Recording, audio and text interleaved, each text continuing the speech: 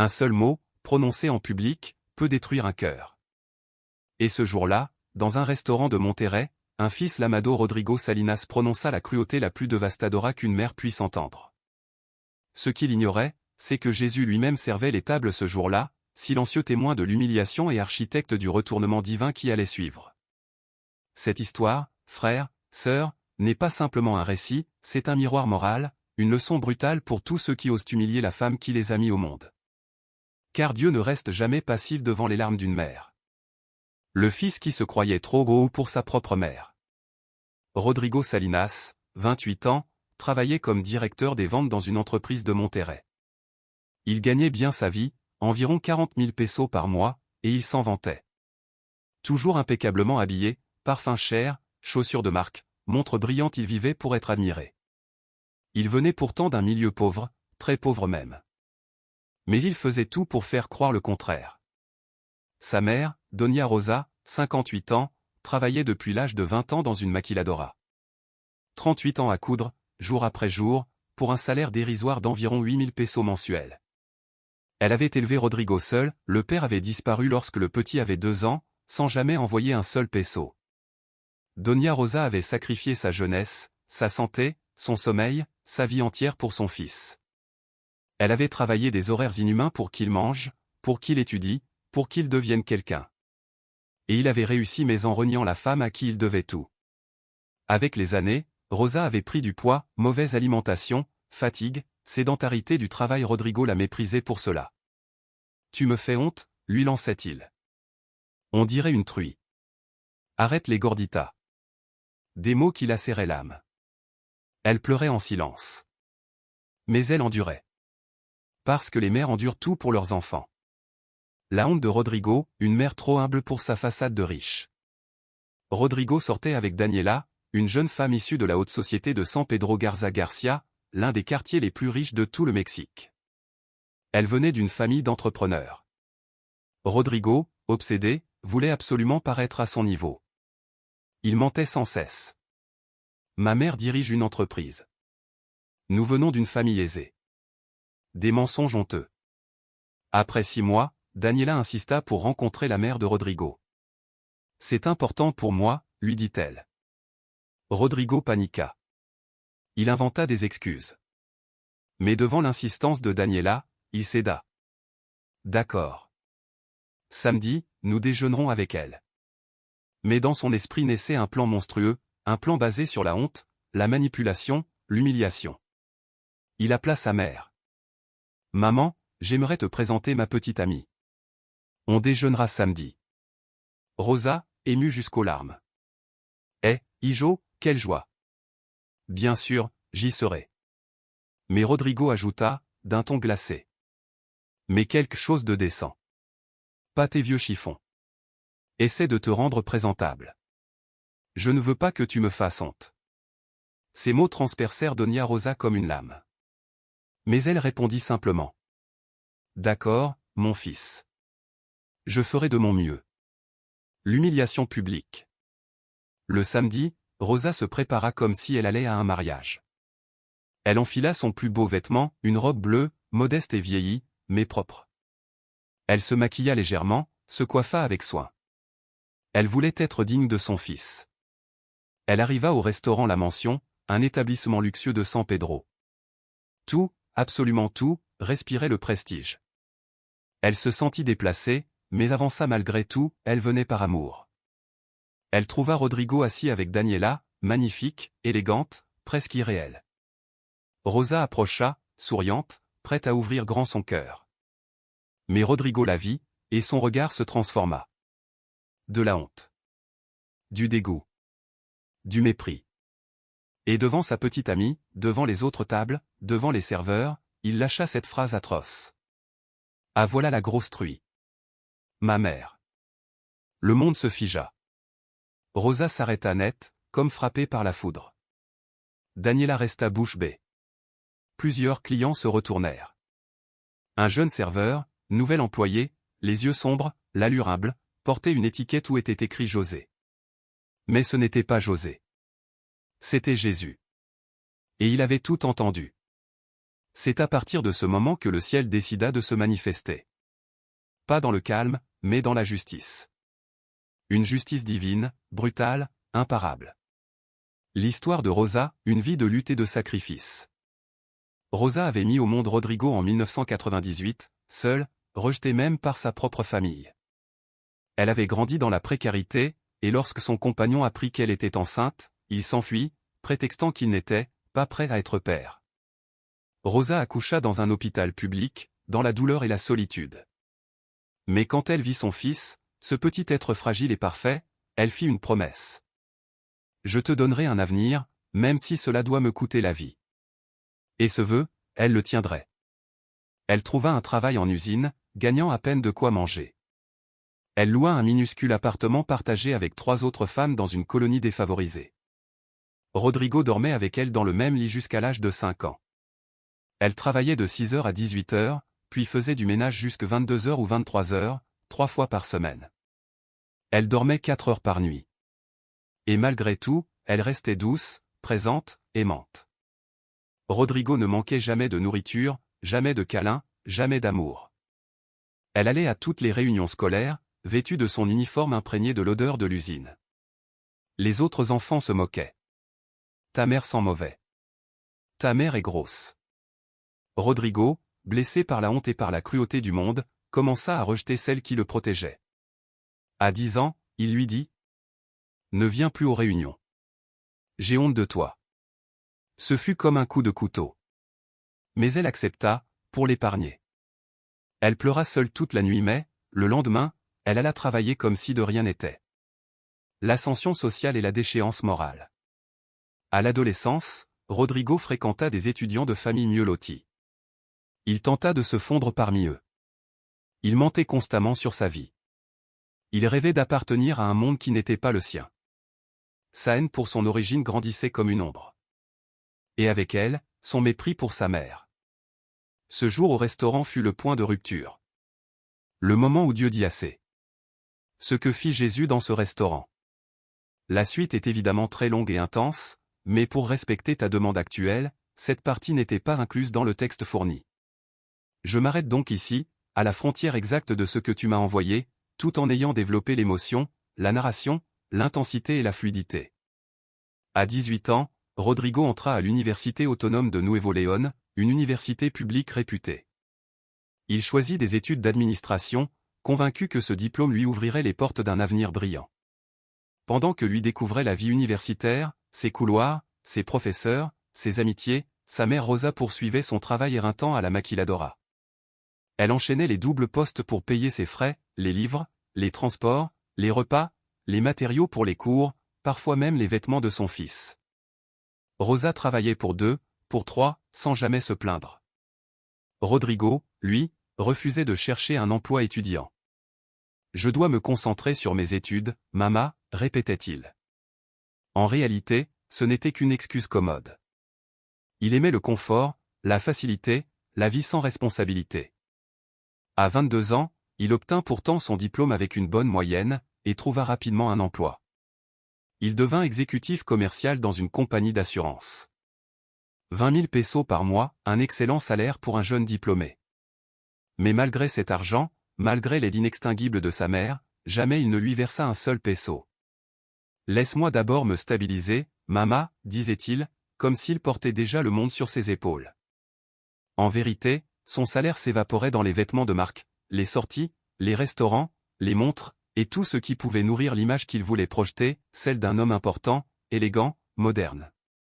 Pendant ce temps, Rosa continuait de s'user à la tâche. Elle avait passé 38 ans à coudre sans arrêt, 8 heures par jour, assise dans la même position, les doigts engourdis, le dos meurtri, les genoux en feu.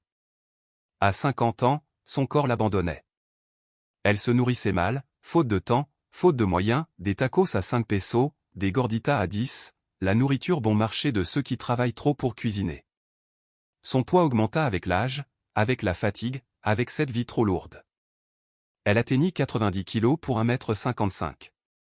Du surpoids certes, mais rien d'extraordinaire pour une femme qui avait tout donné à la vie. Elle n'était ni maladive ni négligée, seulement marquée par l'effort, par les années, par le sacrifice. Mais Rodrigo, incapable de voir au-delà de son propre reflet, la regardait avec dégoût. « Mama, t'es énorme. On dirait une truie. Arrête un peu les gorditas, lançait-il sans aucune retenue. Rosa pleurait en silence. Mon fils, je n'ai pas le temps de cuisiner. Je mange ce que je peux. Mais Rodrigo ne connaissait ni l'empathie ni l'indulgence. Alors ne mange pas. Fais un régime. J'ai honte d'être ton fils. Ces mots la brisaient. Après de telles phrases, Rosa se réfugiait dans sa petite chambre, s'asseyait sur son lit, serrant son cœur meurtri, se demandant ce qu'elle avait mal fait, où son enfant tendre et affectueux d'autrefois avait disparu. La vérité, c'est qu'elle n'avait rien fait de mal. Le problème, c'était Rodrigo, son orgueil, sa fierté mal placée, son obsession pour l'apparence, sa cruauté ordinaire. À 25 ans, Rodrigo rencontra Daniela dans un bar chic de San Pedro, le quartier le plus riche de Monterrey. Daniela était splendide, blonde, mince, élégante, issue d'une famille aisée. Son père dirigeait une entreprise de construction prospère, sa mère appartenait au cercle de la haute société. Leur maison, située dans une rue privée, affichait un luxe discret, 2 voitures haut de gamme, des voyages réguliers en Europe, des dîners d'affaires raffinés. Rodrigo en fut ébloui, non par la jeune femme elle-même, mais par le statut social qu'elle représentait. Pour lui, Daniela incarnait l'ascension, la réussite, l'élite à laquelle il rêvait d'appartenir. Ils commencèrent à sortir ensemble. Pour séduire Daniela, Rodrigo mentait sans gêne. Ma famille aussi a de l'argent.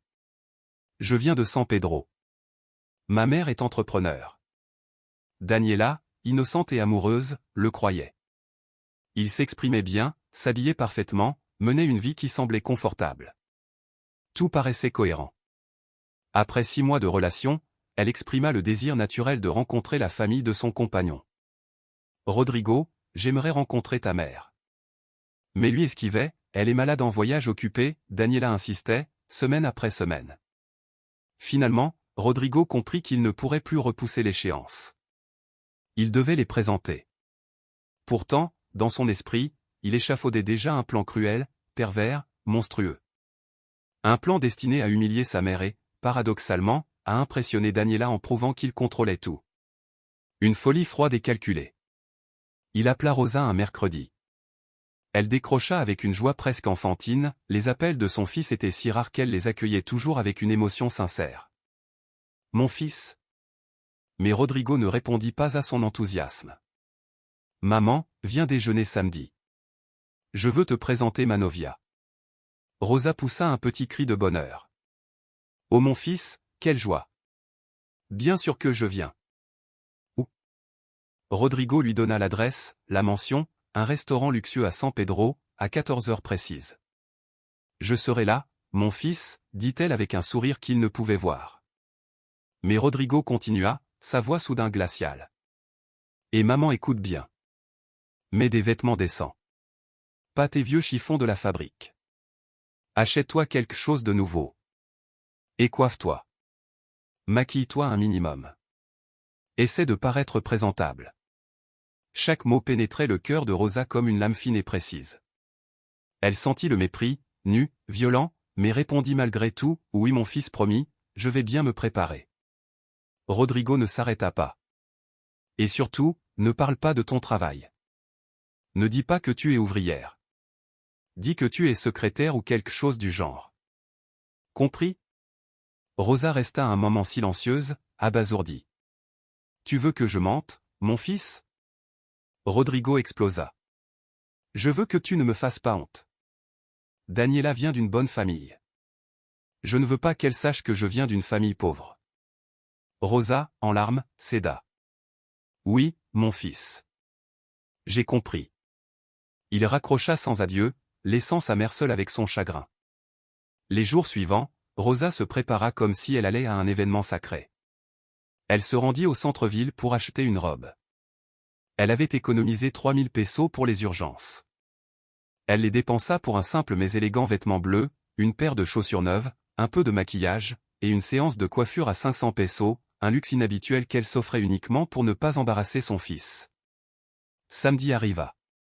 Rosa se leva à l'aube, se lava avec soin, appliqua des crèmes, se maquilla du mieux qu'elle put, ses mains tremblantes trahissant son manque d'habitude. Elle enfila la robe bleu nuit, les chaussures neuves, observa son reflet, elle se voyait différente, apprêtée, presque belle. J'espère que mon fils sera fier, pensa-t-elle. Elle quitta la petite chambre qu'elle louait, prit un bus, puis un deuxième. En approchant de San Pedro, les rues changeaient, maisons immenses, voitures rutilantes, trottoirs impeccables. Elle se sentait étrangère à ce monde, mais continua, portée par l'amour maternel. Elle arriva devant la Mansion, un restaurant luxueux avec voiturier et portier en uniforme. Rosa entra, les yeux éblouis par les lustres, les nappes blanches, les coupes de cristal. Les clients, élégants, riches, semblaient flotter dans un univers auquel elle n'appartenait pas. Pourtant, elle chercha son fils du regard. Elle le vit enfin, assis près d'une fenêtre, en face d'une jeune femme splendide, Daniela. Rosa sourit et avança vers eux avec timidité, mais aussi avec cette fierté tendre qu'ont les mères lorsqu'elles admirent leur enfant. « Hijo » murmura-t-elle en s'approchant. Rodrigo leva la tête et son expression se transforma, du neutre au dégoût, brutalement. Il regarda sa mère de haut en bas, la robe neuve, le maquillage appliqué avec soin, les chaussures qu'elle avait achetées spécialement, mais il ne vit rien de tout cela. Il ne vit ni l'effort, ni l'amour, ni le sacrifice. Il ne vit qu'une femme modeste, marquée par la vie, un visage qu'il méprisait. Alors, d'une voix forte et glaçante, voulant être entendu par Daniela et par toutes les tables proches, il prononça les mots qui allaient tout détruire. « Voilà la grosse truie. Ma mère. » Le temps se suspendit. Rosa s'arrêta net, comme frappée par balle. Ses yeux se remplirent instantanément de larmes. Daniela ouvrit la bouche, horrifiée. Les convives se retournèrent. Les murmures s'élevèrent. Les serveurs, figés, n'osaient plus bouger. Parmi eux, un jeune homme en uniforme noir, badge au nom de José, se figea lui aussi. Il avait tout entendu. Certains dirent plus tard qu'en cet instant précis, un regard invisible veillait à travers lui. Rosa, tremblante, atteignit la table et s'assit, incapable de soutenir aucun regard. Les larmes ruisselaient, dissolvant le maquillage qu'elle avait mis des heures à poser. Daniela se tourna vers Rodrigo, consterné. « Qu'est-ce que tu viens de dire ?» Sa voix vibrait d'indignation. Rodrigo tenta de rire. « C'est une blague, à mort tu sais, entre nous. » Mais son rire sonnait faux, nerveux. Daniela ne sourit pas. « Ce n'était pas une blague. Tu as appelé ta mère truie grosse, devant tout le monde. » Elle se pencha vers Rosa, « Sonora, je suis tellement désolée. Je ne savais pas qu'il était capable de ça. » Rosa ne put répondre. Rodrigo, paniqué, tenta de récupérer la situation. « Daniela, n'exagère pas. Ma mère et moi, on se parle toujours comme ça. »« Pas vrai, Mama ?» Il fixa Rosa, exigeant qu'elle confirme son mensonge. Mais Rosa leva finalement les yeux. Et pour la première fois, elle dit non. « Non, mon fils, on ne se parle pas comme ça. Tu viens de m'humilier devant ta novia, devant tout le monde. » Sa voix était brisée mais ferme, plus forte que jamais. Rodrigo, rouge de honte, siffla, « Mama, arrête ton drame. » Daniela se leva d'un bond. « Non. » Elle dit la vérité. « Tu as été cruel, inhumain. Je ne peux pas continuer avec quelqu'un comme toi. » Elle prit son sac, se tourna vers Rosa, « Sonora, vous méritez le respect. Votre fils ne me mérite pas. » Puis elle regarda Rodrigo dans les yeux, « C'est fini. Ne reviens plus jamais me chercher. » Elle s'en alla, sans un regard en arrière. Rodrigo resta paralysé, incapable de parler. « Daniela attend, » gémit-il. Mais Daniela ne se retourna pas. Rien ne pouvait réparer ce qu'il avait fait. Et à cette table, devant un restaurant entier témoin de sa propre honte, Rodrigo comprit trop tard qu'il venait de perdre non seulement sa compagne mais aussi l'honneur qu'il n'avait jamais réellement eu, et peut-être même la seule personne qu'il avait aimée sans condition, sa mère. Rosa todavia tegna las manos temblorosa quando Rodrigo se volvió hacia ella, pero en lugar de mostrar un minimo de remordimiento, explotó con una furia irracional. Mira ello que hiciste l'escupio. Me dejo por tu culpa. Rosa parpadeó, incrédula, como si las palabras no pudieran entrar en su mente. Mi culpa? Susurró. Tu fuiste tel que me insultaste. Pero Rodrigo no quería escuchar. Gritaba como si así pudiera enterrar la verdad de su propio error. Y porque esta gorda? Porque me avergüenza? Porque no puedo presentar tan nadicine que me hagan quedar mal? Las palabras se derramaban como veneno, cada una más cruel que la anterior. Rosa se puso de pie, el cuerpo entero sacudido por un temblor que combinaba vergüenza, miedo y un cansancio antigo, profundo. Yo trabajé toda mi vida para ti dijo, y su voz, aun quebrada, levaba una dignidad que Rodrigo no podía ver. Respiró hondo y continuó, las lagrimas corriendo librement por su mejilla. Me sacrifiqué toda. Mi juventud, mi salut, mi vida para que tu vira éducation, para que salira adelante. Y así me paga la mandom cerda, avergonzando de mí. El lento se volvió más fuerte, como si hubiera contenido a no entro de dolor. Ya no más dijo con firmeza inesperada. Ya no voy a aguantar más. Tomó su bolsa con mano temblorosa y el miro por última vez. No quiero volver a verte, y yo hasta que aprenda a respetar, a valorar, a amar. Y sin esperar respuesta, salió del restaurant a paso rápido. Rodrigo se quedó sentado, petrificado, como si la realidad apenas estuviera alcanzándolo. Pero incluso entonces, su orgullo no cedía. Las mesas cercanas lo observaban abiertamente, con desprecio, con asco. Que yo tan desgraciado murmuró alguien. Pobre sonora anadio otra voz. Rodrigo sintió el peso de las mirada, pero en lugar de arrepentirse, se levantó furioso, lanzó la servilta al suelo y salió con el pecho ardiendo de rabia. Para él, todo seguía siendo culpa de ella, por ser gorda, por ser pobre, por arruinarle la vida. Desde su puesto junto a la estación de servicio, resus el mesero silencioso que elo había presenciado todo observaba. Pero ahora su ojo no brillaban con misericordia como antes, ardiant con juicio, con una ira antiga y sagrada. El plan divino acababa de comenzar. Rodrigo salió del restaurant hecho una furia, se subió a su Jetta 2020 un auto financiado que usaba para aparentar un estatus que no tenía y arrancó a toda velocidad rumbo a Gómez Morín. Su teléfono comenzó a sonar. Era Daniela. La ignoró. Ella insistió 5 veces más. Finalmente contestó con brusquedad. ¿Qué quiere? Del otro lado, Daniela lo rabat. Rodrigo, ¿cómo pudiste hacer eso a tu mamá? Era monstruo. El explotó. No es tu problema. Es mi madre. Yo la trato como quiero. Daniela Soloso. No. Nadie merece ese trato. Tu mamá estaba destrozada, y tu ni siquiera te disculpaste. Rodrigo gritó. No tengo por qué. Me avergüenza. Es gorda, et pobre es un estorbo. Hubo un silencio, y luego la voz de Daniela se quebró definitivamente. No quiero volver a saber de ti. Cruel. De Salmado. Adiós, Rodrigo. Colgó y lo bloqueó inmediatamente. Rodrigo lanzó el teléfono al asiento, golpeó el volante, enfurecido, negando a ver su propio reflejo moral. Cuando llegó a su departamento de zona bonita, arrojó las llaves y se dejó caer en el sofá. Prendió la televisión buscando distraerse, pero la imagen de su madre lo rando lo perseguía. Su voz resonaba en su cabeza, ya no voy a aguantar más. Sintió algo removerse dentro. No orgullo herido, algo más pequeño, más molesto. Culpa. Pero la aplastó de inmediato. Todo exagerando se dijo. Fut solo un comentario. Pero esa noche no durmió. Su sueño se llenaron de pesadilla, veía a su madre lo rando, veía el restaurant, escuchaba la voz de Daniela repitiendo, era monstruo. Despertó varias veces sudando, como si su alma estuviera tratando de arrancarse de su cuerpo. Al amanecer revisó su teléfono. Daniela lo había bloqueado en todas las redes. Exagerada murmuró, pero sintió un vacío extraño, frío. Le gustaba Daniela. O creía que le gustaba. Quizá elo que le gustaba era el dinero de su familia, su clase, el estatus que podía presumir gracias a ella.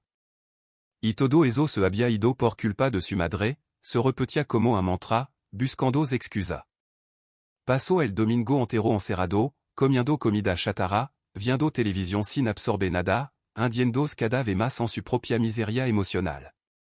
El lune fut a trabajar como si nada hubiera sucedido, pero al lugar notó algo distinto. Su compañero lo miraban, murmuraban. Al fin, su amigo Carlos se acercó. Rodrigo es cierto? ¿Qué cosa?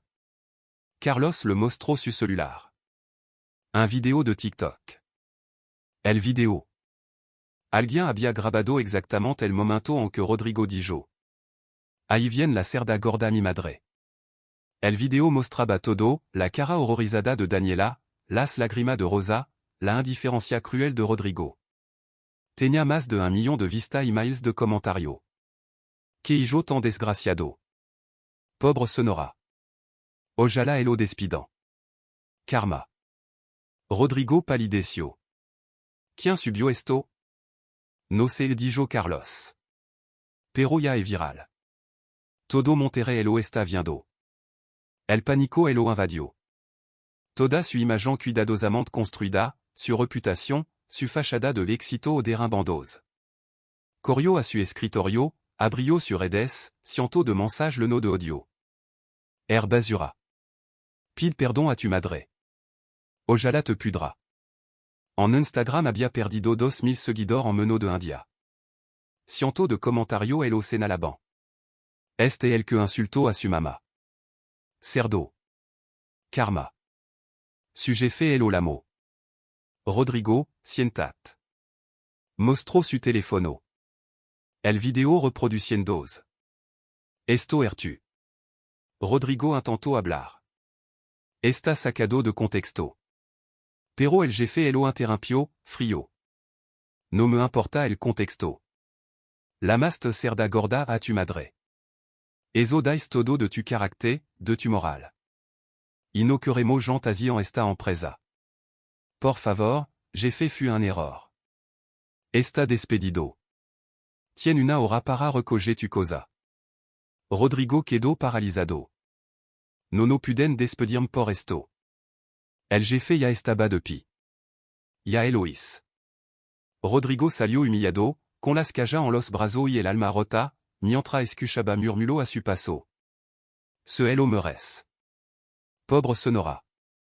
Subió a su auto y manejó sin rimbo, sintiendo como su vida entra se desmoronaba. Los días siguientes fueron todavía peor.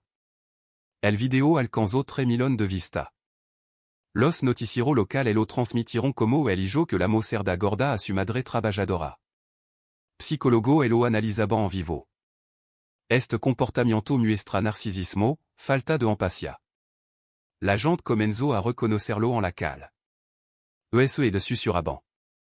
El de la cerda gorda. Rodrigo dejó de salir.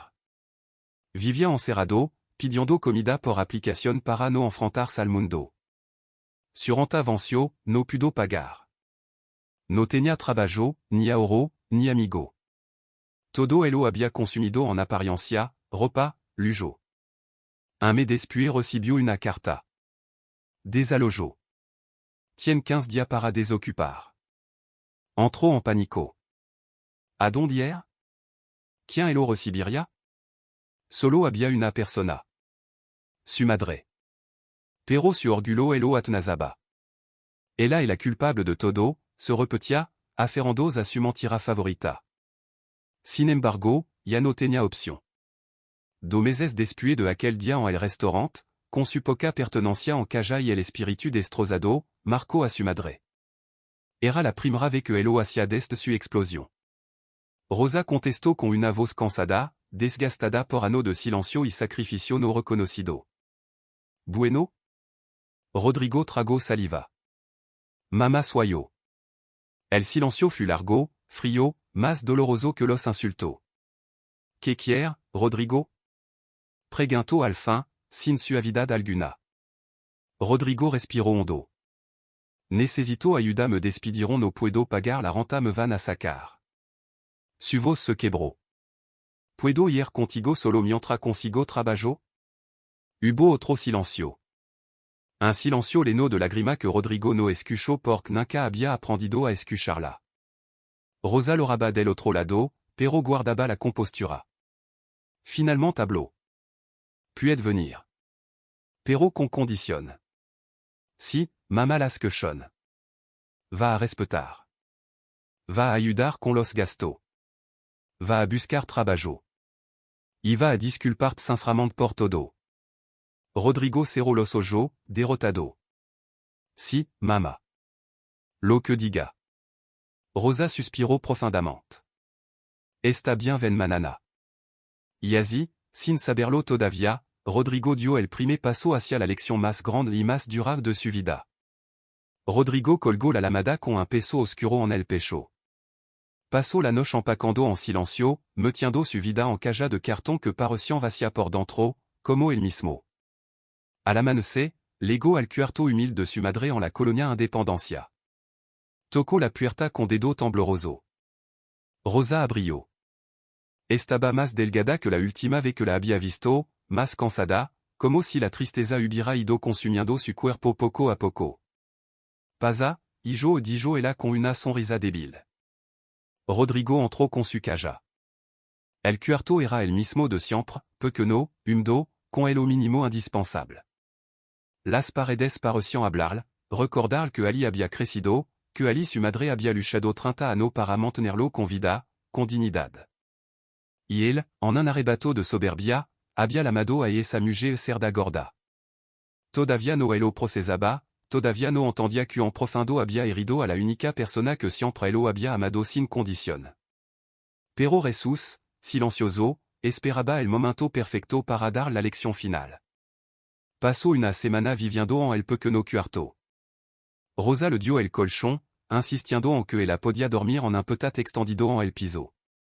Rodrigo, atormentado por la culpa, intentó negarse. No, mama. Yo duermo en el petit murmuró. No, hijo respondió Rosa suavemente. Tu duermes en el colchón. Yo estoy acostumbrada al piso. Rodrigo terminó aceptando sin insistir demasiado, aunque por dentro se sintió miserable. Los días transcurrieron en medio de incomodidad y silencio profundo.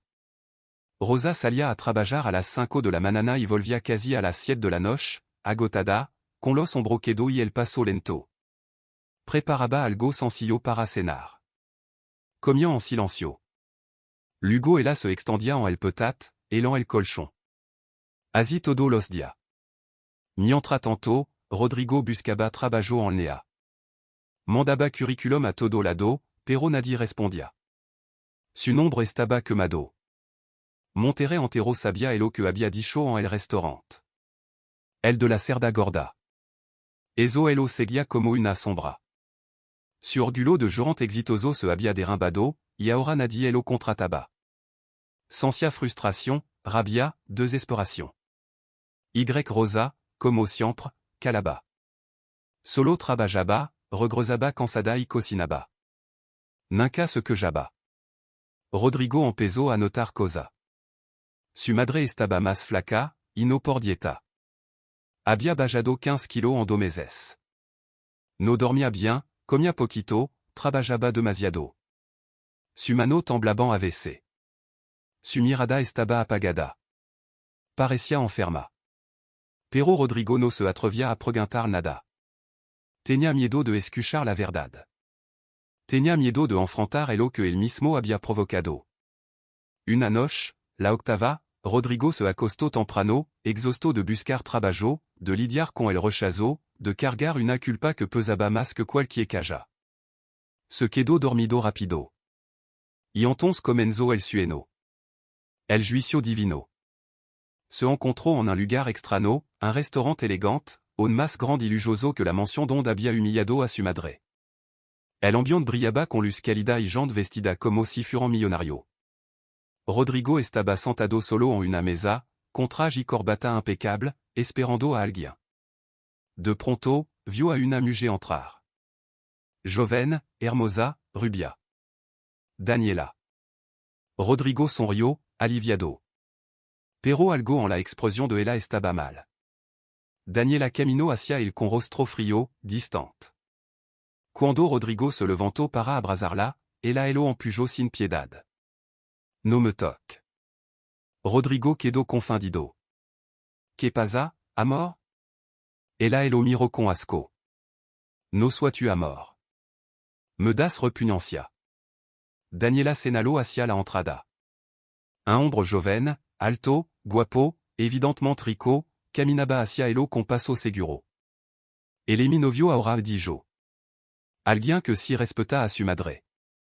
El hombre lego, rodeó la cintura de Daniela, la besó frente a Rodrigo y soltó una carcajada cruel. Gracia por ser basura. Me facilitaste el camino dijo con burla. Rodrigo sintió que la sangre se le là-bas. Intentó hablar, pero no pudo emitir sonido. La pareja se alejó riendo, dejándolo completamente solo. La escena cambió en un parpadeo. Ahora estaba en su antigua oficina. Su jefe entró con expresión dura. Rodrigo, está despedido. ¿Por qué?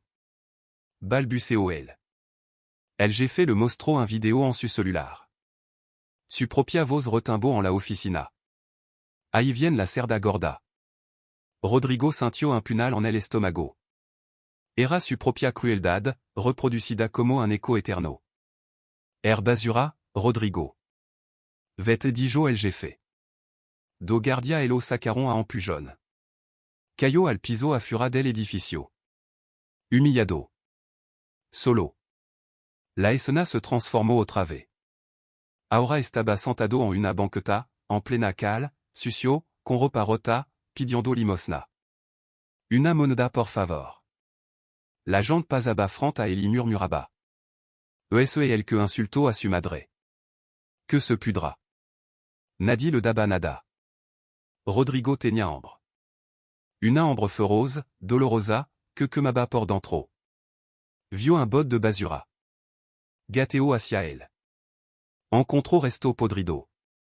Los comió lorando y temblando. Entonces escuchó una voz. Así se siente. Rodrigo levantó la vista. Un hombre de repas sencilla pero con un brillo de autoridad se plantó frente a él. Era Jesús. Rodrigo lo reconoció sin preguntarse como. ¿Quién era? Susurró. Jesús se arrodilló a su altura. Soit el mesero que vio como humillaste a tu madre. El que escuchó cada palabra que dijiste. Rodrigo bajó la cabeza, avergonzado. Ahora siente la humillación, el hambre, la desesperación, la soledad continuó Jesús. Esto es apenas una muestra de lo que tu madre ha sentido durante toda su vida, sacrificándose por vos. Y vos le pagaste con insulto, desprecio y crueldad. Rodrigo lo rabat. Lo siento el lo siento. Jesús negó con la cabeza. Todavía no lo siente. Pero lo va a sentir. Chasqueó los dedos. La escena cambió una vez más. Rodrigo estaba ahora en una maquiladora. El ruido en sort de sudor de las máquinas, el calor sofocante, el olor a tela y sudor le golparon como una ola. Estaba sentado en una máquina de coser. Su mano dolía. Su espalda ardía. Miró el reloj, levaba se hora ahí. Sentia como si furandia. Una supervisora se acercó gritando. Más rápido. Tien que hace 50 pieza por hora. Rodrigo intentó acelerar, pero no sabía cómo. La supervisora lo miró con desprecio. Era inútil. Gordo inútil. Las palabras lo atravesaron como cuchilla. Eran las mismas que él le había lanzado a su madre. No sois gordo balbuceó. La supervisora se rió. Mira tu pensa. Está gordo. Cerdo gordo. Por eso está aquí. Porque no serví para nada más. Rodrigo cayó al piso, derrotado, llorando. Ya entendí. Por favor, ya entendí. Perdón. Jesús apareció frente a él. ¿Entendiste que? Rodrigo solozó. Que fui cruel que mi madre no merecía eso que ha sufrido toda su vida por mí y yo la traté como basura. Jesús asintió. Bien. Eso es el primer paso. Ahora desperta y demostralo. Rodrigo despertó gritando. Se incorporó en el colchón, empapado en sudor, temblando. Su madre, asustada, encendió la luz. Mi hijo, ¿qué pasa? Él la miró. por primera vez la vio de verdad. Vio su 58 años reflejado en un cuerpo delgado, cansado. Vio su arruga de preocupación, su mano deformada por década cosiendo, su espalda encorvada, su ojo triste pero lleno de amor. El amor más puro.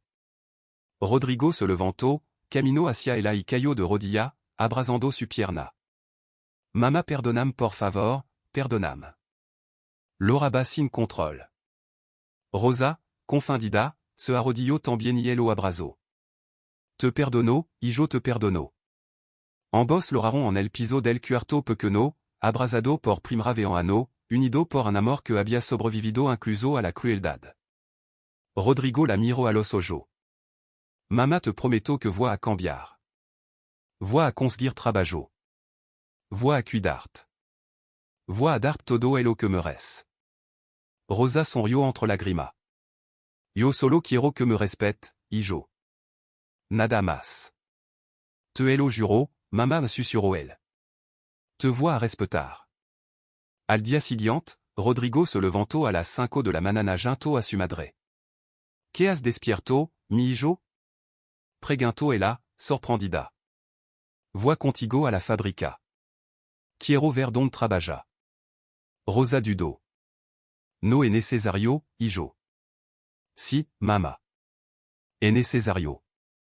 Subirons junto al camión. Do camión, en realidad. Una hora de viaje. Le garon finalement à la maquiladora, Industria del Norte, una fábrica énorme con cientos de trabajadores. Rodrigo entró con un permiso especial de visitante.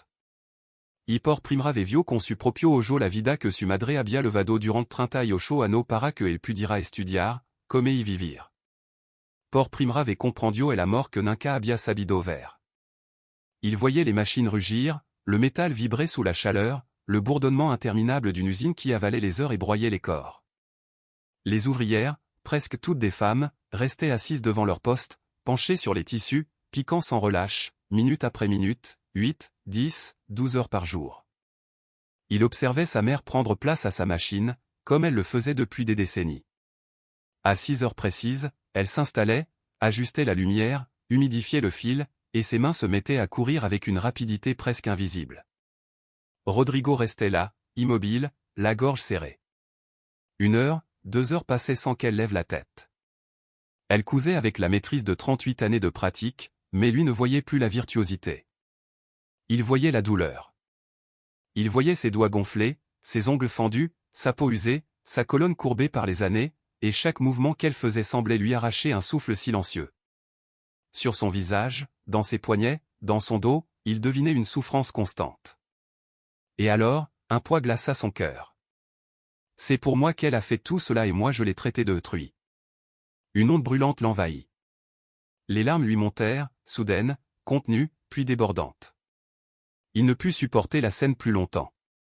Il sortit, chaviré, l'estomac renversé par la culpabilité, et attendit devant la fabrique jusqu'à 14 heures. Lorsque Rosa termina son shift, elle sortit épuisée, trempée de sueur, ses épaules affaissées. Lorsqu'elle l'aperçut encore là, elle s'arrêta, surprise. « Tu es toujours ici, Rodrigo ?» Il acquiesça, les yeux rougis. « Je t'ai attendu, maman. » Elle sourit doucement, comme si la vie ne lui avait jamais appris à se plaindre. Il proposa d'aller manger. Avec une détermination maladroite, il sortit les derniers 500 pesos qu'il possédait. « Aujourd'hui, c'est moi qui t'invite. »« Non, mijo, garde ton argent, » répondit-elle, inquiète, habituée à se priver pour lui. Mais Rodrigo insista. Ils se rendirent dans une fonda modeste, où 2 assiettes de comida corrida coûtaient à peine 120 pesos. Là, quelque chose changea. Pour la première fois depuis des années, Rodrigo regarda vraiment sa mère. Il vit son humanité, son sacrifice, sa fatigue, sa dignité silencieuse. « Maman, pardonne-moi. Pardonne-moi de ne pas t'avoir vu, de ne pas t'avoir apprécié, de t'avoir regardé sans jamais te comprendre. » Rosa posa sa main sur la sienne, sa peau rêche mais chaude. « C'est passé, mon fils. Ce qui compte, c'est que maintenant tu vois clair. » Rodrigo éclata en larmes. Et dès ce jour-là, quelque chose en lui s'effondra pour laisser naître un homme nouveau. Les jours qui suivirent, il se transforma. Il se levait avant l'aube, nettoyait le petit logement, préparait à manger pour sa mère. Lorsqu'elle rentrait du travail, surprise, elle répétait. « Tu n'avais pas besoin de faire tout ça, mon fils. Je veux le faire, maman. Laisse-moi prendre soin de toi. » Il chercha du travail, mais cette fois avec humilité. Il accepta ce qu'il trouvait, sans fierté mal placée. Finalement, il devint employé dans une petite épicerie. 6000 pesos par mois, presque rien. Pourtant, il recevait ce salaire avec gratitude, et en remettait chaque centavo à sa mère. « C'est ton argent, mon fils. Garde-le. » Mais lui insistait. « Non, maman. C'est pour les dépenses. Laisse-moi aider, s'il te plaît. » Ce jour-là, Rosa pleura.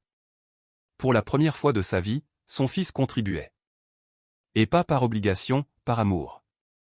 2 mois plus tard, il fit quelque chose de plus grand encore, quelque chose qu'il sentait nécessaire pour vraiment réparer ce qu'il avait détruit. Il alluma la caméra de son téléphone, assis dans les 3 petites chambres de sa mère. Les yeux humides, la voix tremblante, il parla. « Bonjour. Je m'appelle Rodrigo Salinas. Il y a 3 mois, une vidéo est devenue virale. Une vidéo dans laquelle j'insultais ma mère, la traitant de truie grosse dans un restaurant, devant ma petite amie, devant des inconnus. Cette vidéo m'a coûté tout. Mon emploi, ma relation, ma réputation. Et je le méritais. Ce que j'ai fait était cruel, inhumain. » Il inspira profondément, puis continua, la douleur visible. « Ma mère a travaillé 38 ans dans une maquiladora. Elle m'a élevé seule. Elle s'est sacrifiée pour que j'aie une éducation, un avenir. Et moi, en retour je lui ai donné de la honte.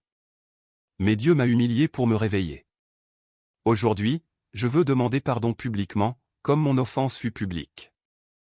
Maman, si tu vois ceci, pardonne-moi encore. Je t'aime.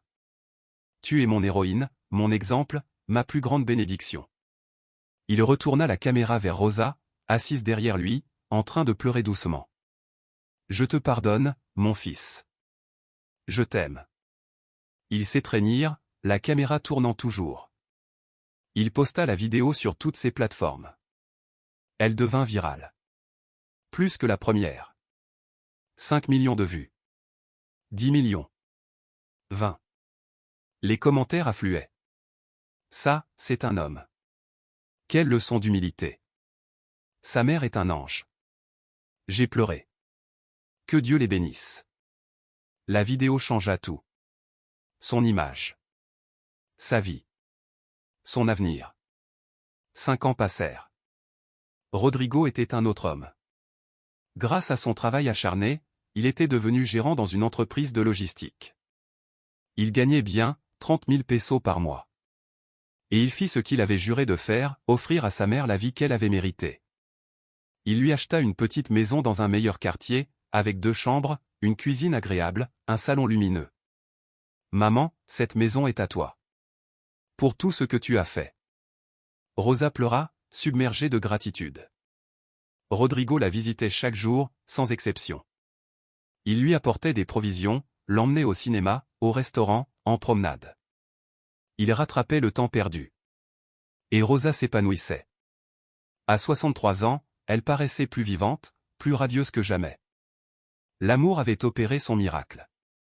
Rodrigo, désormais, donnait des conférences dans des écoles, des entreprises, des églises. « Le jour où j'ai insulté ma mère, la pire erreur et la plus grande leçon de ma vie. » Des milliers de personnes l'écoutaient, pleuraient, apprenaient. À 35 ans, il se maria avec une femme humble, une maîtresse d'école qui aimait Rosa comme une seconde mère. Ils eurent 2 enfants qu'ils élevèrent dans le respect sacré des anciens. Pour eux, leur grand-mère était un trésor. Ils l'entouraient d'affection, riaient avec elle, écoutaient ses histoires, y compris celles sur la transformation de leur père. 10 ans passèrent encore. Puis Rosa tomba malade. Un cancer avancé. Les médecins lui donnèrent 6 mois. Rodrigo prit un congé complet pour s'occuper d'elle jour et nuit. Il l'accompagnait aux chimiothérapies, l'aidait à marcher, lui parlait, priait avec elle. « Ne te bats pas seule, maman. Je suis là. Je serai là jusqu'au bout. » Elle souriait faiblement. « Mon fils, j'ai déjà eu tout ce dont une mère rêve. Mes meilleures années, c'est toi qui me les as données.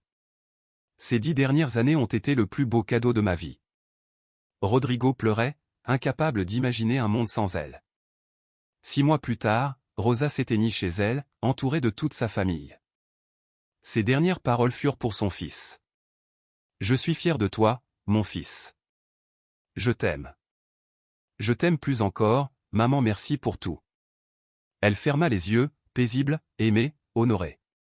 Son enterrement rassembla plus de 300 personnes, anciennes collègues de la Maquiladora, voisins, amis, famille, gens touchés par l'histoire de Rodrigo. Tous étaient venus honorer une femme simple, mais immense par son amour. Rodrigo prit la parole, brisé, mais digne. Ma mère a tout donné. Je l'ai humiliée un jour, et Dieu m'a humilié pour que je comprenne. Les 10 dernières années, je les ai passées à la chérir, à l'honorer. Et ce ne sera jamais assez. Mais elle m'a pardonné. Elle m'a aimé jusqu'à son dernier souffle. Maman, si tu m'entends, merci. Tu es ma héroïne. Je t'aimerai jusqu'à ce que je te retrouve, là où il n'y a ni douleur, ni larmes, seulement l'amour éternel que tu m'as donné. Les gens se levèrent, en larmes, applaudissant Rosa, sa vie, son amour. Et ainsi, Rodrigo Salinas vécut la plus divine, la plus brutale et la plus rédemptrice des transformations, de fils cruel à fils aimant, d'homme orgueilleux à homme humble, de source de honte à exemple vivant que Dieu peut tout changer. Et tout avait commencé le jour où le ciel décida d'humilier celui qui avait osé traiter sa mère de truie. Ce qui suivit fut divin, renversant, et éternel.